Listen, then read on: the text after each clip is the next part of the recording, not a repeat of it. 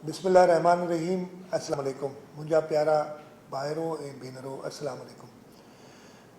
अॼु मां तव्हांखे जेको करोना वायरस जी वबा असांजे मुल्क में बल्कि सॼी दुनिया में फैलिजी वई आहे उन जे बारे में कुझु ॿुधाइण थो चाहियां।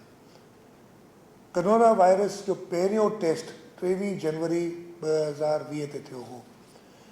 उन ॾींहं ते 265 माण्हू चाइना में इन टेस्ट में पॉज़िटिव आया, यानी उन्हनि खे इहो वबा हुई। पहिरें ॾींहं खां वठी लख माण्हू पहुचण ताईं सॼी दुनिया में 44 ॾींहं लॻा ऐं 7 मार्च ते सॼी दुनिया में लख माण्हू इन मर्ज़ में मुब्तला थी विया। लख खां 2 लखनि थियण में रुगो 11 ॾींहं लॻा। 18 मार्च ते सॼी दुनिया में 2 लख माण्हू इन वबा में मुब्तला हुआ। कल्ह राति ताईं 2,73,000 माण्हू इन वबा में मुब्तला हुआ।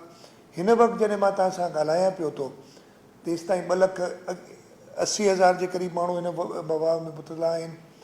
ऐं अॼु 21 मार्च ते मुंहिंजो ख़्यालु आहे त इहो 3 लख नंबर क्रॉस करे वेंदो, यानी 2 लखनि खां 3 लखनि थियण में रुगो 4 ॾींहं लॻा।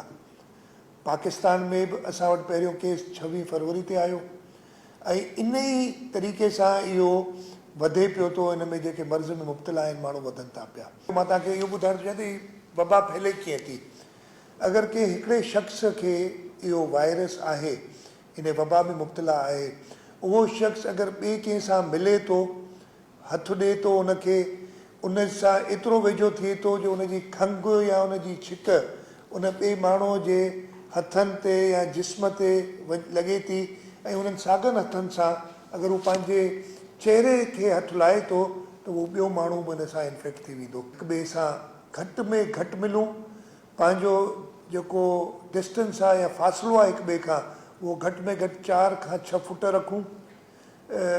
इहो ॿियो बि हिकिड़ो इन मर्ज़ जी ट्रांसमिशन थिए थी त अगरि कोई हिकिड़े शख़्स खे इहो मर्ज़ आहे ऐं उहो कंहिं जॻह खे हथु लाहे थो ऐं ॿियो शख़्स वञी उन साॻी जॻह खे हथु लाहे थो कुझु कलाकनि जे अंदरि, त इहो मर्ज़ उन जे थ्रू बि अची थो वञे जॾहिं उहो ॿियो शख़्स पंहिंजे चहिरे खे हथु लाहींदो।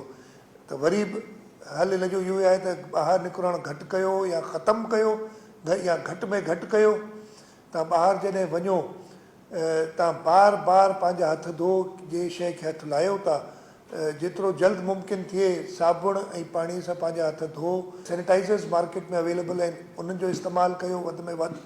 इहो आहे तरीक़ो हिन सां बचाव जो। हाणे अगरि केरु सम्झे थो त हिनखे इहो मर्ज़ थी वियो आहे, उनखे छा करणु खपे। सभिनी खां पहिरीं त हिन जो जीअं इलाजु आहे, घणे क़दुरु माण्हू इन में पाण ठीकु थी वेंदा आहिनि। तव्हां अगरि सम्झो था त तव्हां में इहे असरात आहिनि ऐं तव्हां ॿिए कंहिं सां मिलिया आहियो जंहिंमें या ॿाहिरां पाण आया आहियो, त उन सूरत में तव्हां हिननि नंबरनि ते फ़ोन कयो। कराची जो नंबर आहे